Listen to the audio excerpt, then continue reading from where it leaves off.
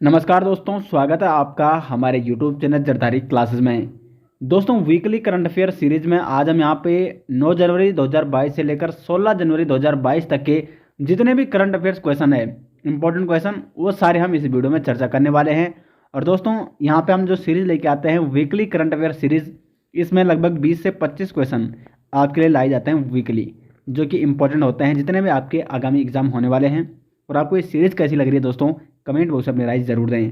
तो चलिए दोस्तों, आज की वीडियो शुरू करते हैं। क्वेश्चन नंबर 1 है दोस्तों आज का, राष्ट्रीय बाघ संरक्षण प्राधिकरण यानी एनटीसीए की 2021 की रिपोर्ट के अनुसार उत्तराखंड में बाघों की संख्या कितनी है। तो यहाँ पे जो हाल ही में राष्ट्रीय बाघ संरक्षण प्राधिकरण यानी एनटीसीए ने एक रिपोर्ट जारी की वर्ष 2021 में, और इसके अनुसार उत्तराखंड में जो बाघों की संख्या है वो है 442। सी ऑप्शन यहाँ पे सही आंसर हो जाएगा। और अगर हम राज्यों की बात करें पूरे देश में, तो उत्तराखंड का बाघों की संख्या के मामले में कौन सा स्थान है दोस्तों, तीसरा स्थान है। इंपॉर्टेंट है यहाँ पे। प्रथम स्थान है यहाँ पे मध्य प्रदेश का, मध्य प्रदेश में टोटल 526 है बाघों की संख्या। और दूसरा स्थान पे है कर्नाटक, जहाँ पे 524 है बाघों की संख्या। और तीसरा स्थान पे है अपना उत्तराखंड, जहाँ पे टोटल 442 है बाघों की संख्या। यहाँ पे आप देख सकते हो बाघों की संख्या के मामले में पहले स्थान पर मध्य प्रदेश, मध्य प्रदेश में कितने हैं, 526 बाघ हैं। उसके बाद कर्नाटक 524 बाघ हैं, और तीसरे नंबर पर है उत्तराखंड, जहाँ पे कितने हैं, 442 बाघ हैं। साल 2021 में जारी विभागीय रिपोर्ट के अनुसार 10 साल में मध्य प्रदेश में 244, महाराष्ट्र में 168 और कर्नाटक में 138 और उत्तराखंड में 96 बाघों की मौत हुई है। तो उस हिसाब से अगर हम देखें इस रिपोर्ट के अनुसार, तो उत्तराखंड सबसे सुरक्षित माना गया है बाघों के मामले में। क्योंकि अगर उत्तराखंड की बात करें तो उत्तराखंड में उस हिसाब से कम मौतें हुई हैं। सबसे ज़्यादा 10 सालों की अगर बात की जाए इस दशक में, 2012 से लेकर 21 तक, तो इस दशक में सबसे ज़्यादा जो मौतें हुई है वो कहाँ हुई है, मध्य प्रदेश में। और कितनी मौतें हुई है दोस्तों, 244 मौतें। क्वेश्चन नंबर 2 है यहाँ पे, संस्कृति युवा संस्था की ओर से निम्न में से किसे साहित्य गौरव सम्मान से सम्मानित किया गया। सही आंसर हो जाएगा यहाँ पे doctor Meenu Parashar. A option सही आंसर हो जाएगा। इनको संस्कृत युवा संस्था की ओर से साहित्य गौरव सम्मान से सम्मानित किया गया। हिंदी साहित्य के क्षेत्र में विशिष्ट कार्य करने के लिए हरिद्वार में जन्मी डॉक्टर मीनू पारासर को साहित्य गौरव पुरस्कार से सम्मानित किया गया है। संस्कृत युवा संस्था की ओर से हाल ही में भारतीय गौरव पुरस्कार के लिए विश्व के 28 प्रतिभागी चयनित किए गए, जिसमें डॉक्टर मीनू पारासर का नाम भी सम्मिलित किया गया है। क्वेश्चन नंबर 3 है दोस्तों, ये काफ़ी इंपॉर्टेंट क्वेश्चन है। निम्न में से किसे भक्त दर्शन गौरव पुरस्कार 2021 से सम्मानित किया गया। तो भक्त दर्शन गौरव पुरस्कार 2021 से यहाँ पे ये तीनों ऑप्शन सही है, यानी डी ऑप्शन हो जाएगा सही। इनमें से सभी प्रोफेसर कमल किशोर, डॉक्टर अशोक कुमार, डॉक्टर अहमद परवेज, उत्तराखंड के इन 3 व्यक्तियों को यहाँ पे भक्त दर्शन गौरव पुरस्कार 2021 से सम्मानित किया गया।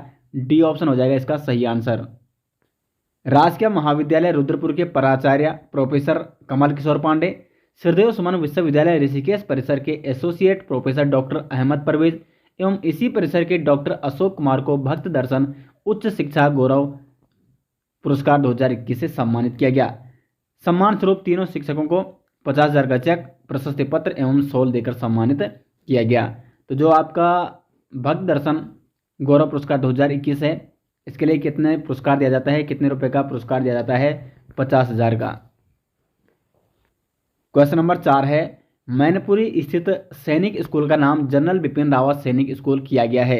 यह स्कूल स्थित है उत्तराखंड में, उत्तर प्रदेश में, मध्य प्रदेश या हरियाणा। तो जो मैनपुरी स्थित सैनिक स्कूल है, इसका नाम क्या करने की घोषणा की गई है, जनरल बिपिन रावत जी के नाम पे इस स्कूल का, इस सैनिक स्कूल का नाम रखा जाएगा। और यह सैनिक स्कूल है आपका उत्तर प्रदेश में। बी ऑप्शन यहाँ पे सही आंसर हो जाएगा। और उत्तर प्रदेश के मुख्यमंत्री योगी आदित्यनाथ ने मैनपुरी स्थित सैनिक स्कूल का नाम जनरल बिपिन रावत सैनिक स्कूल करने की घोषणा की है। उत्तर प्रदेश के मुख्यमंत्री योगी आदित्यनाथ ने मैनपुरी के सैनिक स्कूल का नाम जनरल बिपिन रावत के नाम पर रखने की घोषणा की है। जनरल बिपिन रावत जो कि देश के पहले चीफ ऑफ डिफेंस स्टाफ यानी सीडीएस थे। सीडीएस बिपिन रावत उत्तराखंड के पौड़ी जिले के द्वारिखाल ब्लॉक के सैण गांव के मूल निवासी थे।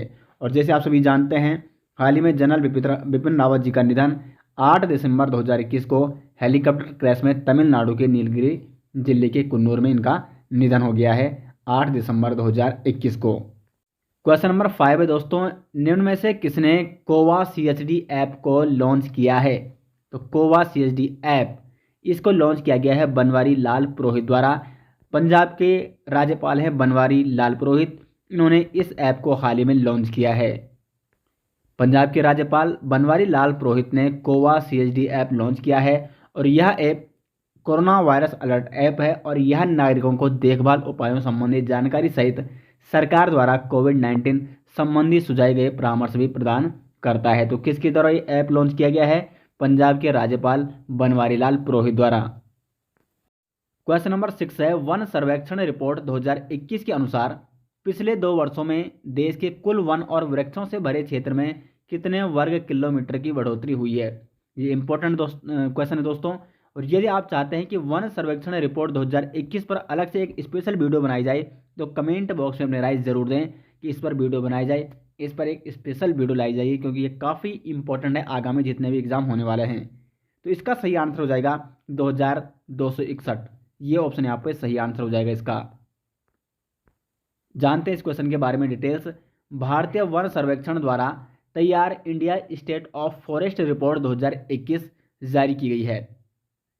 पर्यावरण, वन और जलवायु परिवर्तन मंत्री भूपेंद्र यादव ने 13 जनवरी को रिपोर्ट जारी की है और भारत के कुल वन क्षेत्र और वनाच्छादित क्षेत्र में कुल 2261 वर्ग किलोमीटर की बढ़ोतरी हुई है, यानी 0.28%। इसमें 1540 वर्ग किलोमीटर वन क्षेत्र हैं और 721 वर्ग किलोमीटर वृक्ष आवरण यानी ट्री कवर क्षेत्र हैं।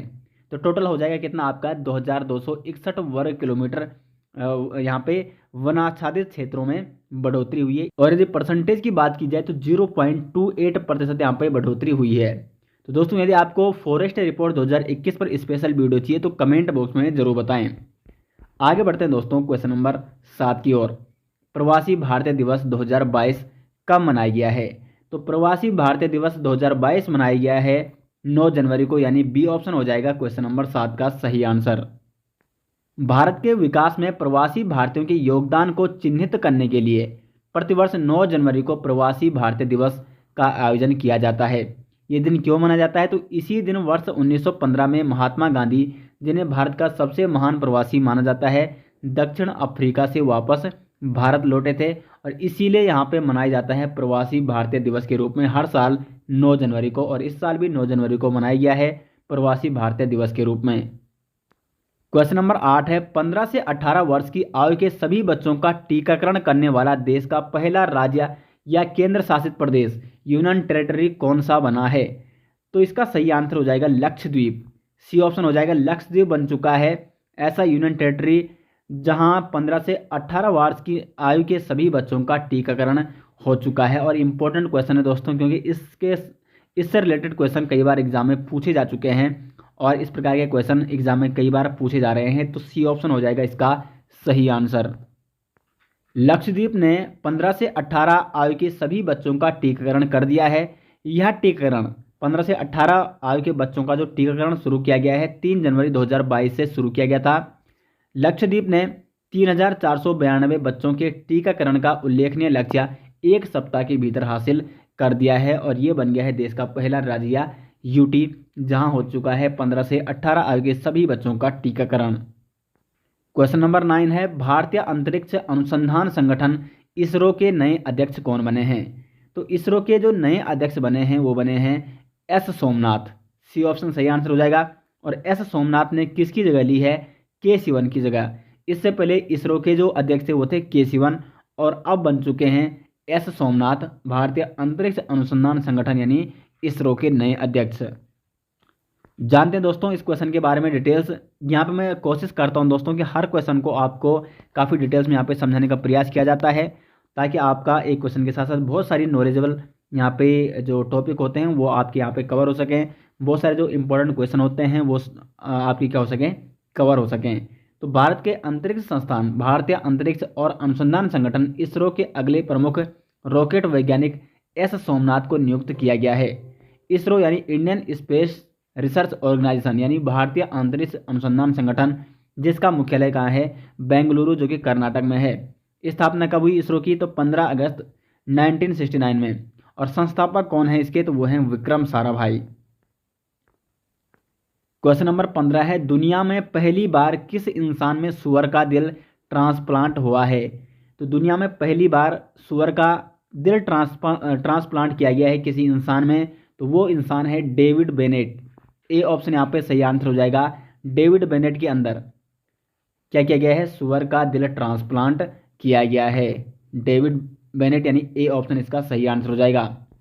अमेरिका की यूनिवर्सिटी ऑफ मैरीलैंड मेडिसिन यानी यूएमएन के डॉक्टरों ने मैरीलैंड के डेविड बेनेट में सूअर का दिल ट्रांसप्लांट किया है। दुनिया में यह पहली बार है जब किसी इंसान में सूअर का दिल ट्रांसप्लांट किया गया है, इसलिए इंपॉर्टेंट क्वेश्चन हो जाता है। क्वेश्चन नंबर 11 है, आईपीएल 2022 की टाइटल स्पॉन्सर कंपनी कौन सी बनी है। देखो इससे पहले जो टाइटल स्पॉन्सर कंपनी थी वो थी विवो। अब यहाँ पे आईपीएल 2022 की जो टाइटल स्पॉन्सर कंपनी बनी है वो बनी है यहाँ पे टाटा, यानी बी ऑप्शन हो जाएगा 11 का सही आंसर। क्वेश्चन नंबर 12 है, हेनले पासपोर्ट इंडेक्स 2022 Q1 में भारत किस स्थान पर रहा है। दोस्तों इंडेक्स से क्वेश्चन अधिकांशतः एग्जाम में पूछे जाते हैं और हेनले पासपोर्ट इंडेक्स 2022 Q1 में भारत का स्थान रहा है 83वां, यानी सी ऑप्शन हो जाएगा सही आंसर। और यदि आपको वर्ष 2021 की सभी इंडेक्स रिपोर्ट चाहिए, भारत का स्थान टॉप 3 देश, उस पर मैंने स्पेशल वीडियो बना रखी है दोस्तों, आप सर्च कर सकते हो वर्ष 2021 इंडेक्स या index 2021 by Zardari classes. YouTube में सबसे ऊपर आ जाएगी जरदारी क्लासेस की वीडियो, और सभी इंडेक्स सभी ऐसे रिपोर्ट इंडेक्स की रिपोर्ट वर्ष 2021 की, जिसमें टॉप 3 देश बताए गए हैं, भारत की स्थिति क्या रही है, किसके द्वारा वो जारी की गई है, कब जारी की गई है, उसका उद्देश्य क्या है, वो सारी डिटेल्स में मैंने आपको उस वीडियो में समझा रखा है। तो हेनले पासपोर्ट इंडेक्स 2022 में 83वें स्थान पर रहा है भारत। चर्चा करते हैं दोस्तों इस क्वेश्चन के बारे में थोड़ा डिटेल से। तो हेनले पासपोर्ट इंडेक्स दुनिया के सभी पासपोर्टों की मूल रैंकिंग है, जो यह बताता है कि किस एक विशेष देश का पासपोर्ट धारक कितने देशों में बिना पूर्व वीजा की यात्रा कर सकता है। यह इंडेक्स मूलतः doctor Christian H Kaelin Henley and partners के अध्यक्ष द्वारा स्थापित किया गया था। अब देखो अगर हम बात करें हेनले पासपोर्ट इंडेक्स 2022 में टॉप 3 देशों की, तो नंबर 1 पे संयुक्त रूप से है जापान और सिंगापुर, और सेकंड पर है जर्मनी और दक्षिण अफ्रीका, तीसरे पर है फिनलैंड, इटली, लग्जमबर्ग और स्पेन। ये संयुक्त रूप से हैं टॉप 3 ये देश हैं। अगर हम सबसे कम शक्तिशाली पासपोर्ट की बात करें तो अफगानिस्तान का पासपोर्ट क्या है, सबसे कम शक्तिशाली है इस हेनले पासपोर्ट इंडेक्स 2022 की रिपोर्ट के अनुसार। और भारत की रैंक क्या है इसमें, तो 83 भारत की यहाँ पर रैंक प्राप्त हुई है। भारत को ये इंपॉर्टेंट है क्योंकि अधिकांशतः एग्जाम में भारत की ही रैंक पूछी जाती है। और अगर हम पिछले वर्ष की बात करें, वर्ष 2021 की भारत की रैंक की, तो भारत की रैंक थी 90वीं, यानी 7 स्थान का मतलब 7 पायदान ऊपर गया है भारत, 7 स्थान का फायदा। और जारी करता कौन है, तो Henley and partners research team. Question number 13 है, कजाकिस्तान के नए प्रधानमंत्री कौन बने हैं। तो कजाकिस्तान के जो नए प्रधानमंत्री बने हैं वो बने हैं अली खान इस्माइलोव। ए ऑप्शन हो जाएगा, अली खान इस्माइलोव बने हैं कजाकिस्तान के नए पीएम। क्वेश्चन नंबर 14 है, रेल यात्रियों के खोए हुए सामान को ट्रैक करने के लिए भारतीय रेलवे ने किस मिशन को लॉन्च किया है। तो यदि किसी रेल यात्री का सामान खो जाता है तो उसे ट्रैक करने के लिए भारतीय रेलवे ने यहाँ पे मिशन अमानत नामक मिशन को लॉन्च किया है। बी ऑप्शन हो जाएगा क्वेश्चन नंबर 14 का सही आंसर। यहाँ पे आप देख सकते हो, भारतीय रेलवे के पश्चिमी रेलवे क्षेत्र के रेलवे सुरक्षा बल ने रेल यात्रियों के लिए अपना खोया हुआ सामान वापस पाना आसान बनाने के लिए मिशन अमानत नामक एक नई पहल की शुरुआत की है। मिशन अमानत के तहत खोए हुए सामान का विवरण फोटो के साथ जोनल रेलवे के आधिकारिक वेबसाइट पर अपलोड किया जाएगा। तो ये पहल शुरू की गई है रेलवे द्वारा मिशन अमानत यात्रियों के खोए हुए सामान को उन तक सुरक्षित पहुंचाने के लिए। क्वेश्चन नंबर 15 है, राष्ट्रीय बाघ संरक्षण प्राधिकरण नेशनल टाइगर कंजर्वेशन अथॉरिटी यानी NTCA की 19वीं बैठक की अध्यक्षता किसने की है। इसका सही आंसर हो जाएगा भूपेंद्र यादव ने की है राष्ट्रीय बाघ संरक्षण प्राधिकरण यानी NTCA की 19वीं बैठक की अध्यक्षता। A option is right answer.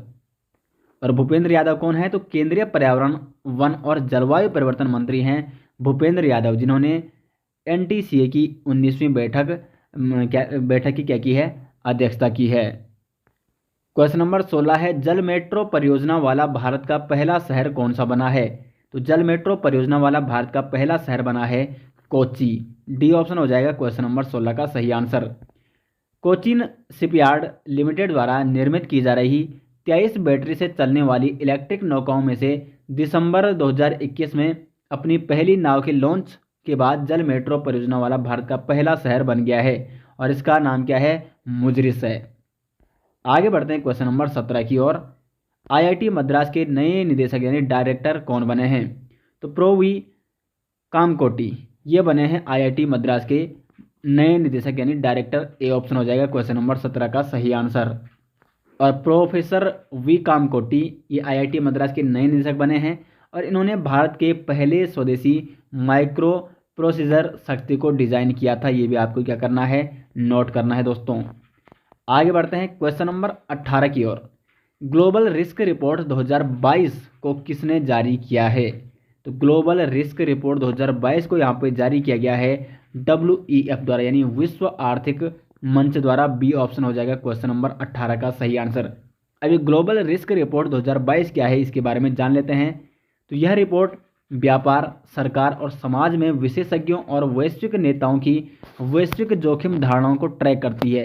यानी वैश्विक जो भी जोखिम आने वाले हैं उसको ही क्या करती है? ट्रैक करती है। व्यापार से संबंधित जोखिम या समाज से संबंधित जोखिम उनको क्या करती है? ट्रैक करती है। यह रिपोर्ट 5 श्रेणियों, आर्थिक श्रेणी हो गई, व्यापार पर्यावरण श्रेणी हो गया, भू राजनीतिक श्रेणी ये सरकार राजनीति हो गई, सामाजिक श्रेणी समाज और तकनीकी श्रेणी में जोखिम की जांच करती है। ये संस्करण कौन सा है इस रिपोर्ट का? ग्लोबल रिस्क रिपोर्ट 2022 का तो 17वां ये संस्करण है। और WEF की फुल फॉर्म क्या होती है? वर्ल्ड इकोनॉमिक फोरम यानी विश्व आर्थिक मंच, जिसकी स्थापना जनवरी 1971 को की गई थी और इसका मुख्यालय कहाँ है? कोलगनी स्विट्जरलैंड है WEF का मुख्यालय। क्वेश्चन नंबर 19 है यहाँ पे, Ratan N Tata the authorised biography पुस्तक को किसने लिखा है? इसका सही आंसर हो जाएगा डॉक्टर थॉमस मैथ्यू। ये काफ़ी इंपॉर्टेंट क्वेश्चन दोस्तों। रतन टाटा जी की biography, Ratan N Tata the authorised biography, ये किसने लिखी है? डॉक्टर थॉमस मैथ्यू ने। सी ऑप्शन हो जाएगा सही आंसर। आगे बढ़ते हैं क्वेश्चन नंबर 20 की ओर। भारत का पहला हेली हब कहाँ स्थापित किया गया है? तो जो भारत का पहला हेली हब स्थापित किया गया है गुरुग्राम हरियाणा में। डी ऑप्शन हो जाएगा 20 का राइट आंसर। क्वेश्चन नंबर 21 है, राष्ट्रीय युवा दिवस यानी नेशनल यूथ डे 2022 कब मनाया गया है? तो प्रतिवर्ष 12 जनवरी को मनाया जाता है राष्ट्रीय युवा दिवस के रूप में। किसकी जयंती पर? स्वामी विवेकानंद जी की जयंती पर मनाया जाता है राष्ट्रीय युवा दिवस प्रतिवर्ष 12 जनवरी को। बी ऑप्शन हो जाएगा सही आंसर। भारत में स्वामी विवेकानंद जी की जयंती के उपलक्ष्य में प्रतिवर्ष 12 जनवरी को राष्ट्रीय युवा दिवस मनाया जाता है। महान संत और दार्शनिक स्वामी विवेकानंद जी का जन्म कब हुआ था?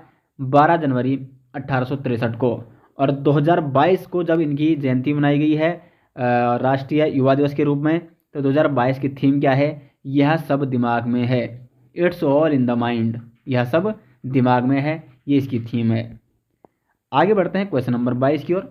प्रतिष्ठित भारत रत्न डॉक्टर अंबेडकर पुरस्कार 2021 से किसे सम्मानित किया गया है?